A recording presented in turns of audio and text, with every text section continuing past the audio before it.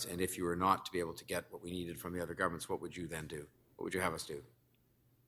Well, first of all, that's, making those decisions is definitely your job and not mine.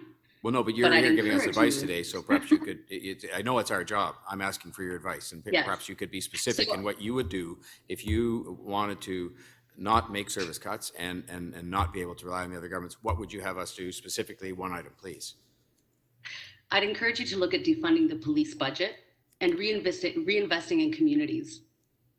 Also, at raising property taxes on mansions, like a mansion tax, on bringing the vacant homes tax, which is something that a lot of speakers, deputants have mentioned today, and on not wasting millions on TTC fare inspectors, just to name a few options. Okay, that's very helpful. Thanks very much. You're welcome. Thank you. Any other questions of the deputant today? Okay, we'll go on then to the next three are Beryl Ann Mark, Jack Campbell, and Mariam Ahmed. Is Beryl Ann Mark on the line? Yes, please go ahead, Beryl Ann Mark. And you have 5 minutes, and you're most welcome. Can everyone hear me? Can everyone hear me? It's a little bit, I assume that's Ms. Mark speaking, is it? Because we can't just hear you at the moment. We can hear you that you're there, but it's very garbled, so maybe we'll just put that on hold. Can you hear me now? Yeah, should we put that on hold and move to the next one for a minute, or just to see? I don't know what we could do there, because that's not audible. Pardon me? Hello? Can you hear me? Oh, there we are. Okay, we're all set. Yes, we can hear you loud and clear now, and please go ahead, and you're most welcome. 5 minutes. Thank you. Good day, everyone. My name is Beryl Ann Mark, and I live in Parkdale. I currently work at Patio People's Economy, and I want to thank you for this opportunity to speak here, Executive Committee. I will start by saying that the recommendations put forward by the Toronto Office of Recovery and Rebuild are amazing, but there's a significant lack of recommendation for housing and wraparound supportive services for the city's homeless population. The pandemic we experienced in 2020 and the public health calls for shelter in place to house Toronto homeless has clearly revealed that we need to create both social housing for Toronto's homeless and preserve affordable housing for tenants by enforcing rent control and halting evictions.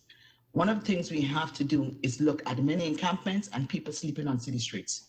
COVID-19 has caused many people to not be able to pay their rent, which they risk getting evicted and becoming homeless. I believe that city staff can redistribute taxpayer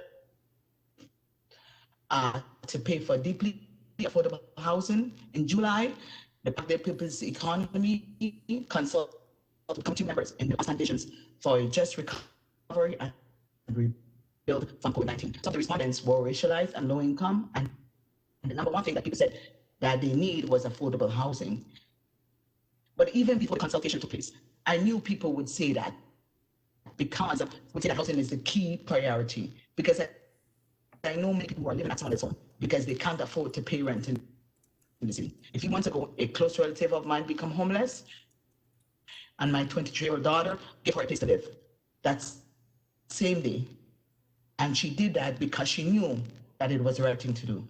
The country where I was born, which is Grenada, is considered a third world country, yet we don't have people sleeping in encampments.